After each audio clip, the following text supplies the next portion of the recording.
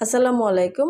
আজকে প্রেগন্যান্সিতে অর্থাৎ গর্ভাবস্থায় আমরা বেশ কিছু ভ্রান্ত ধারণার সম্মুখীন হই, সেগুলো নিয়ে আলোচনা করব। ভ্রান্ত ধারণার মধ্যে প্রথমটিতে যেটা পড়ে যায় যে বেশি বেশি ভাত খাও বাচ্চার ওজন বাড়বে। আসলে জিনিসটা তা না।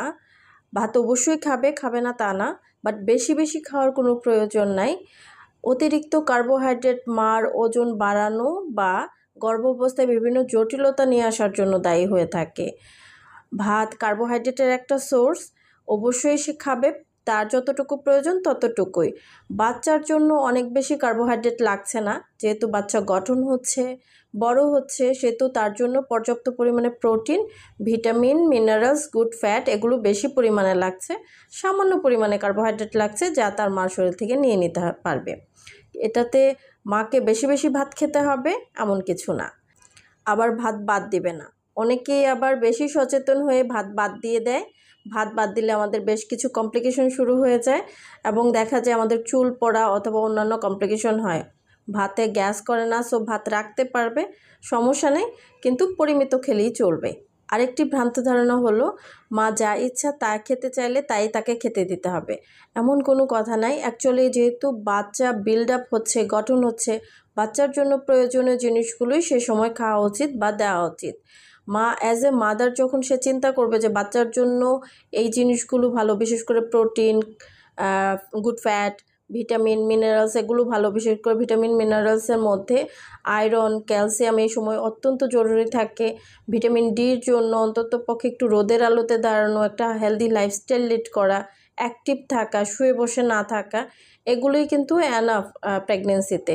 কিন্তু এক্সট্রা করে তাকে যা ইচ্ছা তাই খেতে দিতে হবে তা না।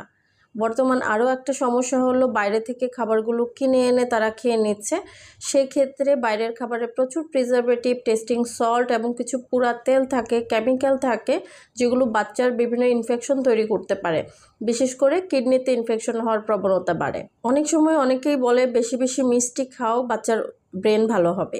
অ্যাকচুয়ালি বেশি মিষ্টি খেয়ে বাচ্চার ব্রেন ভালো হওয়ার এখন কিছুই নাই। বাচ্চার ব্রেন গঠন হচ্ছে, বর্ধন হচ্ছে, যার কারণে good fat, vitamin, minerals, protein এগুলোই লাগছে, সামান্য পরিমাণে কার্বোহাইড্রেটও লাগছে।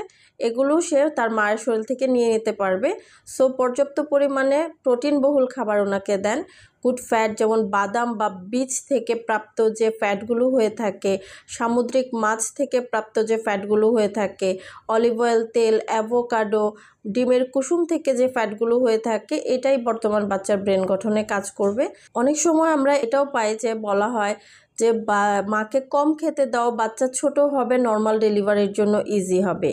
তাও না, বাচ্চাকে বিল্ড আপ হওয়ার জন্য বা বাচ্চা সুস্থভাবে পুষ্টভাবে বড় হওয়ার জন্য যতটুকু খাবার মাকে দেওয়া উচিত ততটুকুই দিতে হবে। মায়ের ওজন প্রথম 3 মাসে খুব একটা বাড়ে না, এরপর থেকে প্রতি মাসে 1 কেজি করে, অর্থাৎ টোটাল প্রেগনেন্সিতে 8 থেকে 10 কেজি, ম্যাক্স 12 কেজি পর্যন্ত আমরা বর্ধনের জন্য বলে থাকি। যারা আন্ডারওয়েট হয়ে থাকে তাদের ক্ষেত্রে আরেকটু বেশি, বা যারা ওভারওয়েট হয়ে থাকে তাদের ক্ষেত্রে কমও বাড়িয়ে থাকি। সেই ক্ষেত্রে ডিপেন্ড করে মা কী অবস্থায় আগে ছিলেন, অর্থাৎ তার বর্তমান ওজন কত সেটার উপরে। বা কিন্তু এটার কোনো মানেই নাই, বা এটা একদমই ভুল ধারণা যে বাচ্চা ছোট থাকার জন্য মাকে কম খেতে দিতে হবে। মাকে অ্যাকচুয়ালি পুষ্টিকর খাবারগুলোই দিতে হবে, যেগুলো থেকে বাচ্চা বড় হচ্ছে, গঠন হচ্ছে এবং তার জন্য পুষ্টি বহন করে থাকে, সেই খাবারগুলি পর্যাপ্ত পরিমাণে মাকে দিতে হবে। আবার অনেকেই এটা ধারণা করে থাকে যে মাকে ডাবল খাবার দিতে হবে। আসলে তাও না, মাকে ডাবল খাবার দেওয়ার কিছু নাই। যতটুকু ক্যালোরি ওয়াইজ তার দরকার পড়ে সেই অনুযায়ী সে খেতে পারবে। ক্যালোরি ওয়াইজ বলতে আমরা বোঝাচ্ছি প্রেগনেন্সিতে আমরা কিছু ক্যালোরি বাড়িয়ে মাকে খাবার দিয়ে থাকি, পুষ্টিকর খাবারগুলো। সেই খাবারগুলো যদি পর্যাপ্ত পরিমাণে মা খায় তাহলেই সে সুস্থ থাকবে। প্রয়োজনে আপনি যদি না বোঝেন তাহলে একজন এক্সপার্টের আন্ডারে গিয়ে বা একজন এক্সপার্টের সাথে একবার পরামর্শ হলেও আপনার নিয়ে নেওয়া উচিত। অনেকে এটাও বলে যে ডাবের পানি খেও না, বাচ্চার চোখ সাদা হবে। বাচ্চার চোখ সাদা হওয়াটা সম্পূর্ণ তার জিনের কারণে হয়ে থাকে। তার বাবা মার যদি চোখ সাদা বা তার বংশে থেকে থাকে তাহলেই তার বাচ্চার চোখ সাদা বা অন্য কালার হতে পারে, কিন্তু শুধু ডাবের পানির জন্য বাচ্চার চোখ সাদা হওয়ার কিছু নেই। ডাবের পানিতে পর্যাপ্ত পরিমাণে মিনারেলস থাকে যা বাচ্চার জন্য এবং বাচ্চার মায়ের জন্য অত্যন্ত উপকারী। বিশেষ করে পটাশিয়াম, ম্যাগনেসিয়াম এগুলো খুব ভালো পরিমাণে থাকে, যেগুলো বাচ্চার জন্য উপকারী। তো আপনারা ডাবের পানি দিতে পারবেন, বাট এটার মানে এটাই না যে ডেলি অনেক বেশি করে দিতে হবে। সপ্তাহে 2 থেকে 3 দিন দিলেই চলবে।